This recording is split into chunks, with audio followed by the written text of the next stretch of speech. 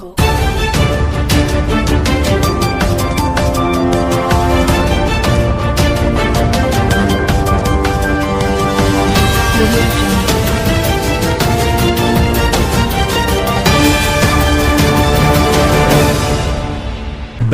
के महुआ Covid care centre में सुविधा के अभाव में 2 मरीजों की मौत।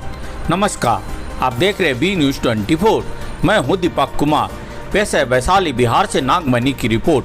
बिहार में कोरोना की दूसरी लहर कहर बरपा रही है। रोजाना हजारों नए मामले सामने आ रहे हैं। कोरोना की चपेट में आकर मरने वाले की संख्या अब डराने लगी है।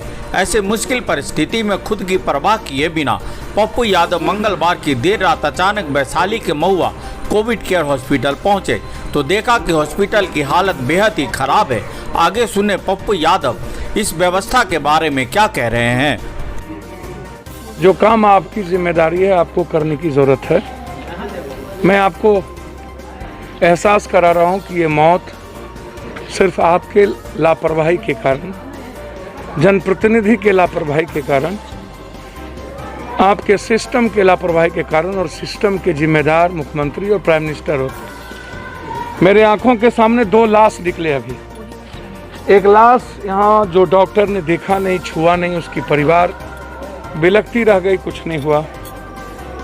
एक अभी हम लोगों की आंखों के सामने ऑक्सीजन नहीं था। 1 घंटा से वो चिल्ला रही थी, कोई डॉक्टर नहीं गया, कोई स्टाफ नहीं, कोई नर्स नहीं। वेंटिलेटर इन्होंने कहा हम 4 हैं, 3 हैं। वेंटिलेटर का रूम बंद था, वेंटिलेटर उसमें है या ख़राब है। ऑक्सीजन लगभग नहीं के बराबर था। 400 बेड की बात यहाँ के जिला प्रशासन कहती है कि 400 बेड है जहाँ पर ऑक्सीजन ही नहीं है। 50 भी ऑक्सीजन, 40 भी ऑक्सीजन नहीं हो। सिर्फ 15 से 20 ऑक्सीजन सिलेंडर थे जिसमें ऑक्सीजन नहीं था। जो ये आवाज़ आ रही है ये ऑक्सीजन के चलते वो डेथ कर गई।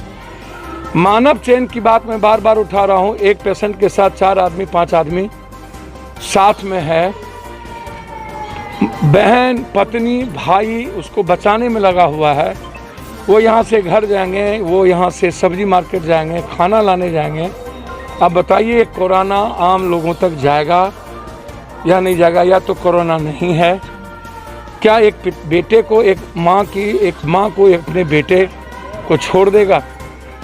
कोई भी गाइडलाइन कोरोना का बिहार सरकार का कोई पदाधिकारी और व्यवस्था, बस उन्हें डराना है। कर्फ्यू लगा के, लॉकडाउन लगा के, कोई आवाज़ नहीं उठे, कोई निकले नहीं और कंप्लीट रूप से उनको लूटने की पूरी आज़ादी और मौत को दबा देने की। शमशान में 70-80 लोगों की मौतें हो जाने जाती है लेकिन इनकी संख्या 18, 19, 20 की होती है हर दिन।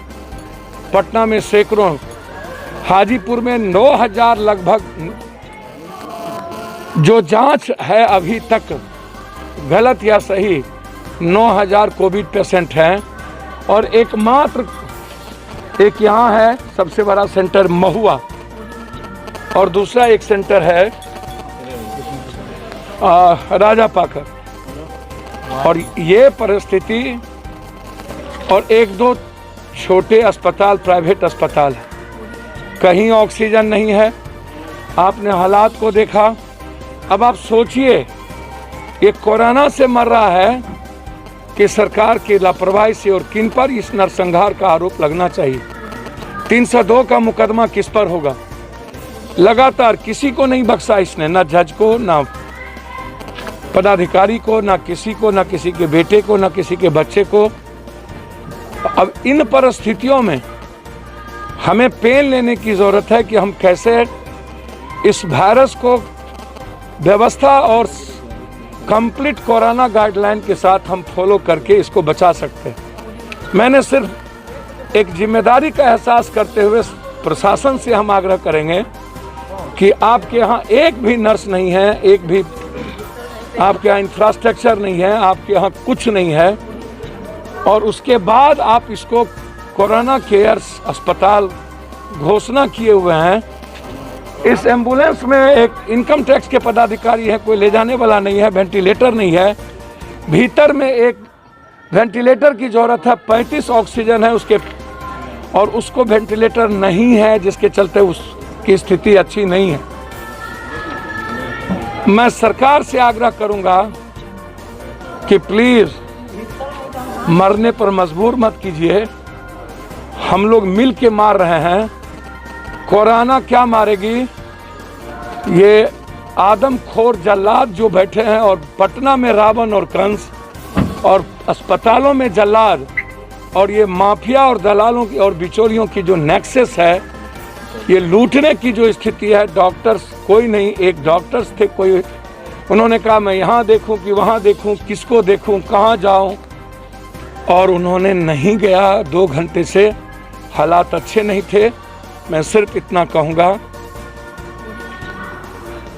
कि प्रधानमंत्री जी प्लीज़, ऑक्सीजन के चलते जो हालात हैं, दवाई कब मिलेगी नहीं मिलेगी वो तो अलग बात है। ऑक्सीजन और वेंटिलेटर और व्यवस्था, इसके चलते पल पल लोग मर रहे हैं, और विशेष तौर पर ऑक्सीजन के चलते व्यक्ति की मौत कंप्लीट रूप से हो रही है। यही मैं कहूँगा। एक माँ है जो निगेटिव उसका रिपोर्ट है, उन्हें भी कोरोना वार्ड में रख दिया गया, और कल उन्हें पॉजिटिव कर दिया जाएगा। क्या हालात होंगे उस फैमिली के, उसके बच्चे के, ये आप सोचिए। मैंने हाजीपुर के महुआ की स्थिति दिखाई आपको, आज सुबह ESMI बेटा के अस्पताल की स्थिति दिखाई थी, नर्क से बदतर, और भूत बंगले, और ये मौत का बंगला है जहां आते आते 3 मौत को देखने मिला। आप ही सोचिएगा कि आप अपनी जिंदगी को कहां खड़ा कर दिया। अगर आप ये वीडियो YouTube पर देख रहे हैं तो हमारे चैनल को सब्सक्राइब करें और बेल आइकन को दबाना ना भूलें। अगर आप Facebook पर ये वीडियो देख रहे हैं तो हमारे पेज को लाइक करें।